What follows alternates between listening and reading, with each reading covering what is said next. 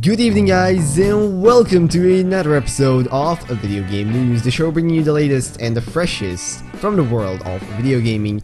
And today, rather than having one or two big stories, there's just a lot of smaller chunks to talk about here and there. You know, nothing crazy has happened. No huge company is suing another huge company. No one's going bankrupt. I mean, not yet, but we still have a lot of stuff to talk about, so let's start right from the top. Now, the first news story is coming from Valve again, who apparently are back in the game making business. Wow, who knew that was a thing they did? Well, we know that they're working on a card game called The Artifact, which will be launching on PC and Steam presumably on November 28th of this year, and on mobile devices somewhere later on. Now, as far as we know regarding the information about the game, we know it's conceptually based on Dota 2.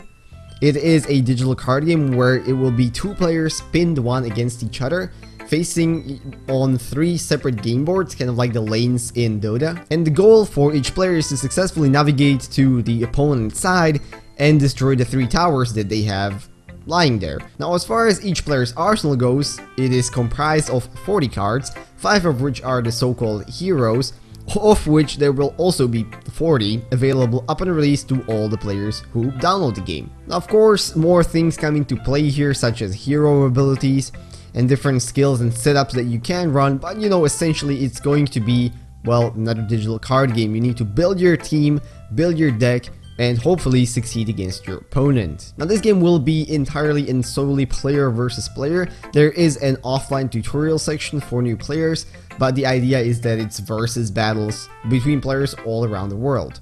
As far as releases on mobile devices, that is scheduled to be somewhere later in 2019, and the game is currently set to be priced at $20 US. And the next news story, albeit a rather surprising one, comes from the world of Bethesda and, surprisingly enough, UFC fighting. Now, it looks like the people at Bethesda and ZeniMax are doing their absolute best to push the promotions for Fallout 76, and that also rings true in Australia and New Zealand, where they've partnered up with a UFC middleweight fighter who is going to promote their game. Robert Whittaker is now essentially going to become a brand ambassador, as Bethesda called it, for the entire region of Australia and New Zealand, and is supposed to represent the brand and help with the promotional materials. See, I've always kind of been curious as into how deals like these actually come together.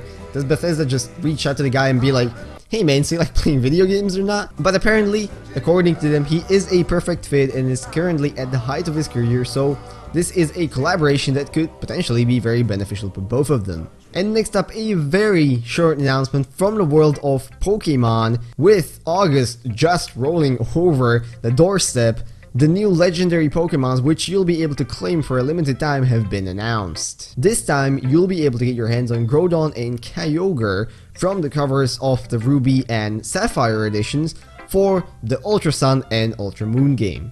Now, as with the previous releases of these legendary Pokemon, the way you actually acquire them really depends on where you live, as in your geographical location. If you're a resident of the US, you can go to a GameStop with a redeemable code which you'll be given, and you can then use it in the game to claim your Pokemon.